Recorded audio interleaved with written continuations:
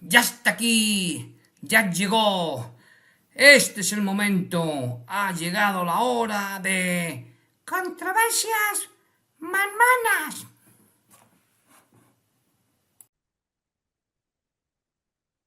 Hola, mis estimados controversianos, amigos, enemigos, todos aquellos que veis este canal. Gracias por elegirme. Soy Emanol y esto es Controversias Mormonas. Hoy vamos a seguir viendo el libro Santos, el primer libro, porque son tres libros, recordad.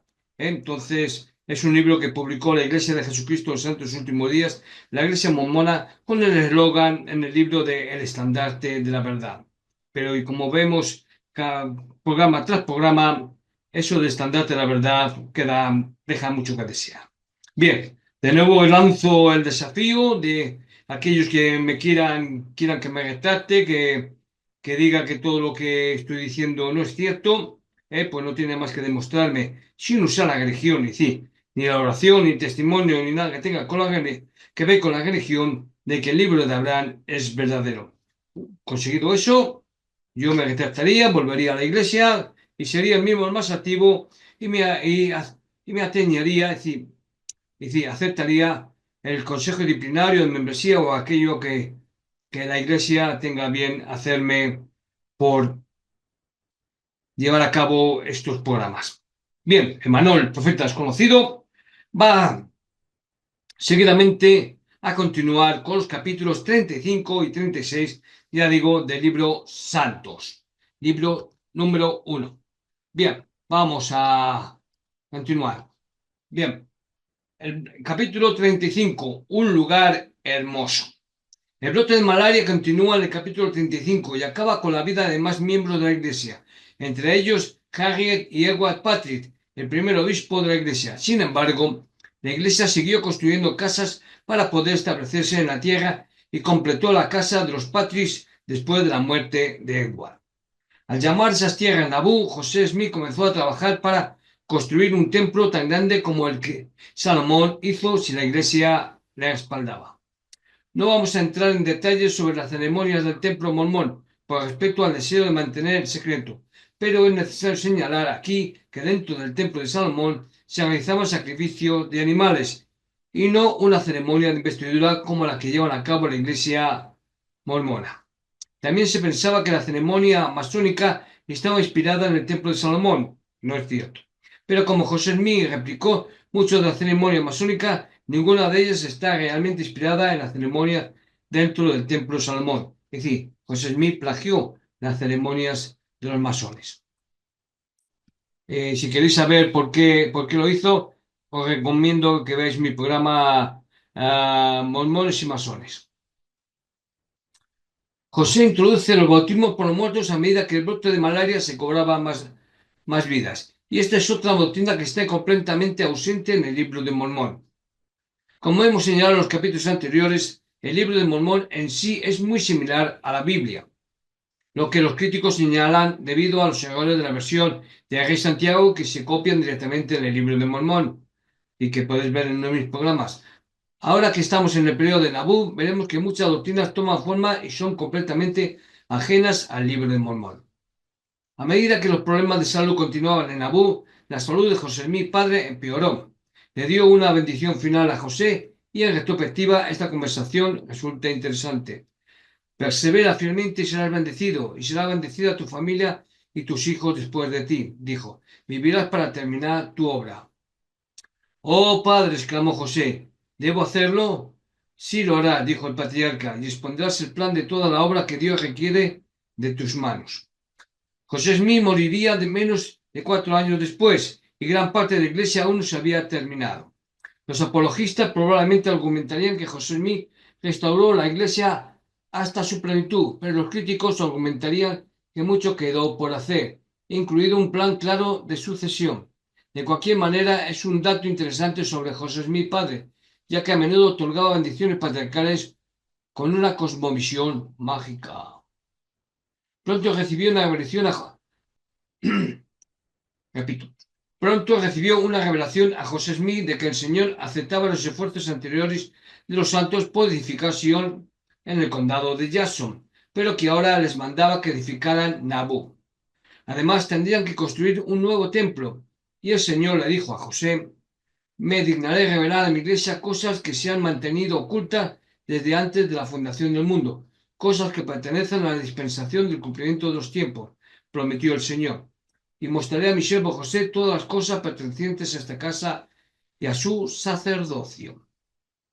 Como mencionábamos anteriormente, gran parte de lo que José revelaría a la iglesia en el templo se basará en gran medida en las ceremonias masónicas que José Smith aprenderá mientras se construye el templo.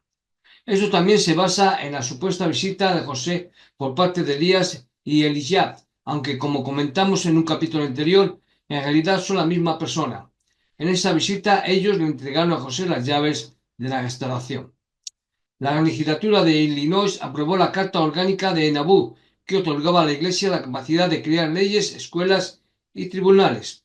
John Bennett fue el primer alcalde y a José le encantó su llegada a la Iglesia. Sin embargo, este capítulo de Santos termina con un presagio de cosas malas que vendrían. Si bien todos los miembros de la Iglesia parecían querer a Bennett, a Alma Smith no le gustaba. Ella pensaba que John se paseaba por la ciudad como un general pomposo y que, cuando no intentaba impresionar a José, parecía egocéntrico y desconsiderado. A pesar de todo su talento y su utilidad, había algo en John Bennett que la preocupaba. Como sabemos, John Bennett sería excomulgado unos años después de este capítulo por acusaciones de adulterio y esposa espiritual. El problema, por supuesto, es que el propio José Smith también se casaría en secreto y tendría relaciones sexuales con otras mujeres. El libro santo se esfuerza desde el principio para asegurarse de que los lectores generen esa incomodidad con Bennett, porque después de su excomunión se vuelve contra José e incluso afirma que los danitas intentaron asesinarlo. Es complicado por decirlo menos. Y bien, con esto terminamos el capítulo 35 y pasamos al capítulo 36. Inclínalos a reunirse, o incítalos a reunirse. Es decir, enséñales o mándales que se reúnan. A lo largo de esta reseña de santos y también con los ensayos sobre temas del Evangelio, hemos argumentado que la Iglesia sigue un patrón muy claro cuando se enfrenta a temas difíciles. Comienza con la historia superficial que promueve la fe, luego introduce el tema difícil y luego termina con la conclusión de la historia anterior que promueve la fe o con una nueva.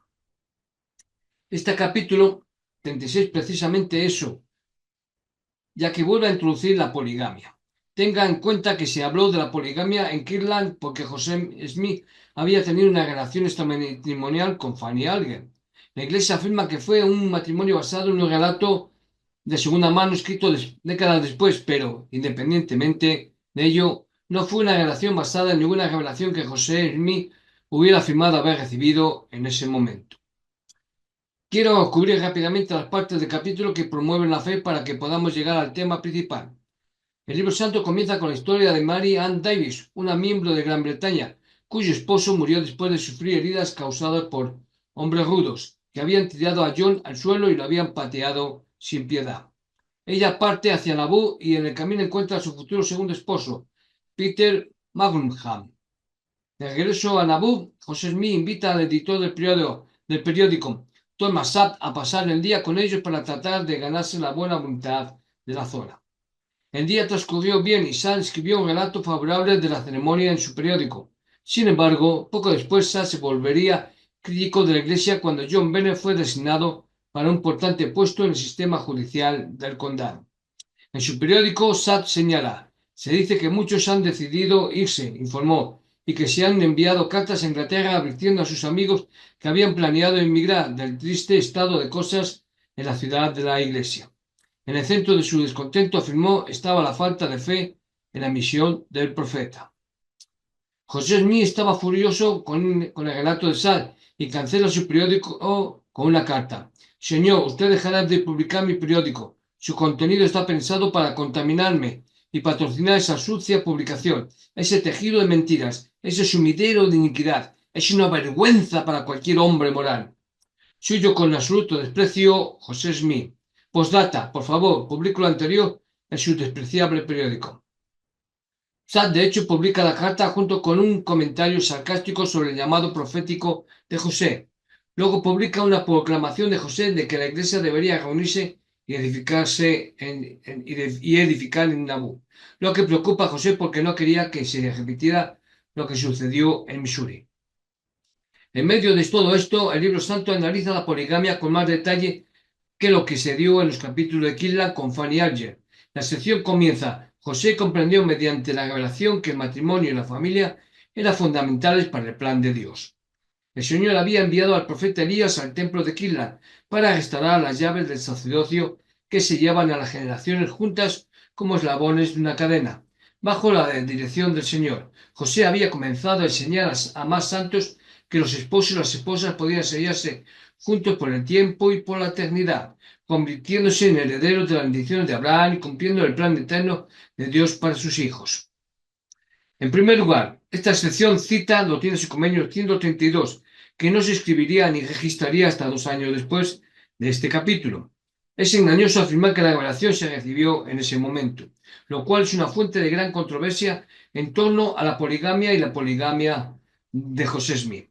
Dado que la Iglesia también cita su ensayo sobre la poligamia en temas del Evangelio, os recomiendo que veáis mis programas de atrás sobre el respecto. En segundo lugar, como ya comentamos antes, José Smith recibió la visita de Elías, y Elías, el profeta, el problema, como ya comentamos antes, es que Elías y Elías el profeta son la misma persona en diferentes idiomas, pero José no lo sabía cuando afirmó haber recibido la revelación. Bueno, esto viene porque en uno pone Elías y en el otro pone Eligía. ¿eh? Yo digo Elías para, digamos, porque es lo mismo. Pero si queréis, se puede decir Elías y Eligía. Y Eligía es Elías. Así, por eso dice que es la misma persona, pero en diferentes idiomas. Los críticos argumentarían que cuestiones como esta prueban que José Smith se basaba en la erudición bíblica de su época y la utilizaba para crear una teología para el mormonismo. El libro santo continúa. El profeta Jacob en el libro de Mormón enseñó que ningún hombre debe tener sino una sola esposa, a menos que Dios ordene lo contrario. Como lo demuestra la historia de Abraham y Sara, Dios a veces manda a los seguidores fieles a participar en matrimonio plural como una manera de extender esas bendiciones a más personas y a criar un pueblo del comeño para el Señor. A pesar de la prueba que trajo consigo, el matrimonio de Abraham con su esposa plural Agar había dado origen a una gran nación. El matrimonio plural también podría a prueba a los santos que lo practicaran, pero el Señor prometió saltarlos por su obediencia y sacrificio. Y esto ya lo he hablado anteriormente, pero lo diré solo una reseña. En ningún momento Dios le dijo a Abraham, ten más de una esposa, sino que fue su esposa Sara o Sarai, la que le dijo a Abraham, júntate con mi criada Agar, sí, que fue la mujer, no fue Dios que le dijo, oye, te doy permiso que te acuestes con otras mujeres, sino que lo permitió, no que estuviera a favor, no que lo aceptase, sino que lo permitió. Y lo mismo ocurrió con Isaac, Abraham, Isaac, Jacob, Salomón, David, etc. Y esto lo quiero dejar bien claro. Sara le dijo a Abraham que tuviera un hijo con Agar. Esto es una frase que la iglesia usa en las discusiones sobre la poligamia, que es completamente errónea y nunca pasaría a su propia definición de honestidad. Los críticos argumentarían que José Smith agregó la frase sobre la poligamia al libro de Mormón porque la idea estaba en su mente después de leer la Biblia, pero simplemente no hay ningún ejemplo en el que Dios le ordene a un grupo de personas contraer matrimonios polígamos, y en casi todos los casos lo ve de manera negativa. El propio José no dejó constancia de sus propias opiniones sobre el matrimonio plural ni de su lucha por obedecer el mandamiento. Él tampoco reveló nada sobre la edad en que se enteró de la práctica ni sobre el impacto que tuvo en su matrimonio. Recordad, José Smith con Elma Smith se selló por tiempo y por eternidad en el 23º lugar. Es decir, antes de Elma Smith hubo otros 22. Sin embargo, los escritos de otras personas cercanas a ellos dejan claro que fue una fuente de angustia para ambos. Esto es un punto clave. Elma no sabía que esto estaba sucediendo durante mucho tiempo. Todavía faltan algunos años para que se revele Doctrinas y Convenios 132, pero lo que José estaba haciendo ahora mismo viola Doctrinas y Convenios 132 al no darle a Alma la oportunidad de dar su consentimiento primero. Es más, dio 3 veces el consentimiento, ¿eh? Fijaros, y José Smith tuvo unas cuantas esposas. Así que, y Elma solo aceptó 3. Además, si hemos de creer que los sellamientos son más importantes que el matrimonio, porque se dice que son eternos, entonces, ¿por qué Elma no fue sellada hasta que José ya estaba sellado con otras 22 esposas? El libro Santos continúa. Sin embargo, José sintió la urgencia de enseñarlo a los santos, a pesar de los riesgos y de sus propias reservas. Si presentaba el principio en privado a hombres y mujeres fieles, podía conseguir un fuerte apoyo para él, preparándose para el momento en que pudiera enseñarse abiertamente. Una vez más, José mantuvo la poligamia en un absoluto secreto y lejos de la mayoría de los miembros de la Iglesia. Esto creó casi un círculo secreto en la Iglesia mormona, lo que algunos críticos sostienen que fue una razón muy importante para las primeras ceremonias del templo. Permitía el secreto de los miembros que contraían la poligamia y protegía estos matrimonios del mundo exterior. Y luego el libro santo continúa. Alrededor del año 1840, José había comenzado a hablar con Luisa Beamán, de 25 años, acerca de esta práctica. La familia de Luisa había sido una de las primeras en creer en el libro de Mormón y abrazar el Evangelio restaurado. Después de que sus padres fallecieron, ella se había mudado a vivir con su hermana mayor, Mary, y el esposo de esta, Betis Noble, un veterano del campamento de Israel. Betis estuvo presente durante las conversaciones de José con Luisa acerca del matrimonio plural. Al revelarte esto, he puesto mi vida en tus manos, le dijo José. No me traiciones en una hora de mala ante mis enemigos. Las fuentes del relato de Beamán datan de unos 20 o 30 años después del evento, por lo que es imposible decir cuál precisas son, pero hay algunas cuestiones aquí que el libro Santos no menciona. Lo primero que queríamos señalar sobre el matrimonio de Beamán es que fue completamente secreto para todos, incluida para su mujer Elma Smith. De hecho, Beamán se disfrazó de hombre para la ceremonia y luego fueron llevados a la casa de Noble, es decir, el cuñado, al otro lado del río para dormir juntos durante la noche. José B. Noble, de exposición, caso del solar del templo. Si bien entendemos por qué Santos, es decir, el libro santo, no menciona el secreto involucrado o menciona que José Smith tuvo relaciones sexuales con ella, como uno lo haría con una recién casada, mientras Emma Smith dormía sola en su casa. Es la historia verdadera y merece ser contada para que los miembros sepan cuán aborrecible era la práctica. La segunda cosa que queríamos mencionar es que este matrimonio fue considerado el primer matrimonio polígamo por la Iglesia durante muchas décadas hasta que se reveló la historia de Fanny Alger, lo que la Iglesia no pudo ignorar. El propio José Bates Noble declaró en su declaración ante el Temple Lot que él presidió el primer matrimonio polígamo de José Smith, aparte de una fuente de segunda mano. Parece que este es el caso, ya que muchos consideran que la relación de Fanny Alger es adúltera. Pero nuevamente es un tema en el que el libro santo quiere tener las dos cosas a la vez en contra de su propia historia.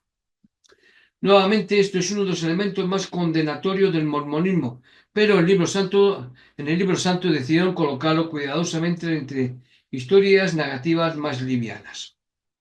Hay más de 18 párrafos antes de que se mencione la poligamia durante aproximadamente una docena de párrafos, y luego los 26 párrafos finales regresan a las narrativas más livianas de los santos.